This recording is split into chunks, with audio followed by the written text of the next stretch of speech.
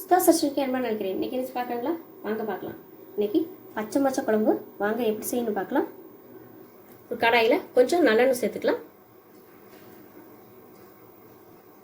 துருவன தேங்காயை இந்த எண்ணெயில் நல்லா வறுத்து எடுத்துக்கலாங்க.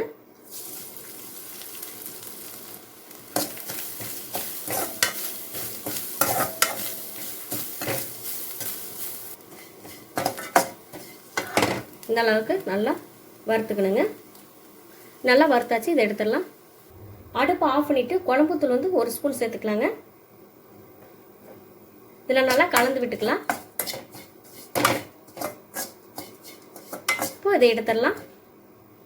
இந்த கடாயிலே நல்லெண்ணெய் சேர்த்துக்கலாம். கடுகு கொதிரகம் கொஞ்சம், கருவேப்பிலை,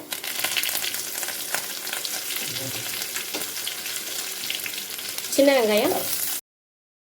வெங்காயத்தை நல்லா வணக்கிக்கலாங்க. சின்ன வெங்காயத்தை நல்லா வணக்கிக்கலாம். ஒரு தக்காளியை அரைச்சி வச்சிருக்கேன், அதை சேர்த்துக்கலாங்க.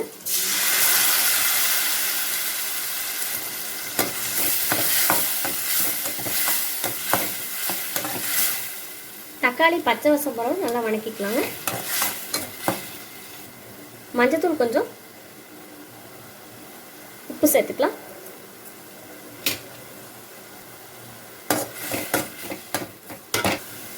குழம்புத்தூள் வந்து 1 ஸ்பூன்,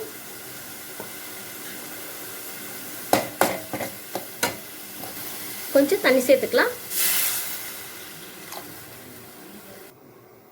மொச்சையும் இதில் சேர்த்துக்கலாம்.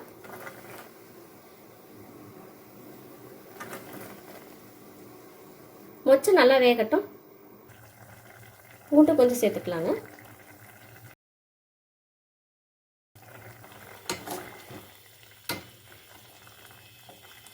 புளி கரைச்சி வச்சிருக்கேன், அதில் கொஞ்சம் சேர்த்துக்கலாங்க.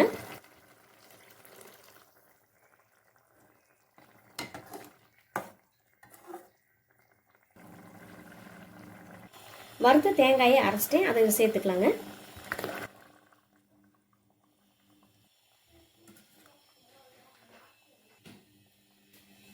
அஞ்சு நிமிஷம் நல்லா கொதிக்கிட்டுங்க. இப்போ குழம்பு வந்து ரெடி ஆயிடுச்சுங்க. மொச்செல்லாம் நல்லா வெந்துருச்சு.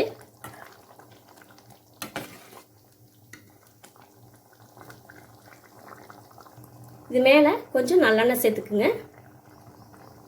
கொஞ்சம் இருந்தால் போதும். குழம்பு நல்லா ஒரு மணமாக நல்லா இருக்குங்க. நீங்களும் செஞ்சு பாருங்கள். குழம்பு வந்து செம்ம டேஸ்ட்டாக இருக்கும். நீங்களும் செஞ்சு பார்த்துட்டு எப்படி இருக்குன்னு சொல்லுங்கள்.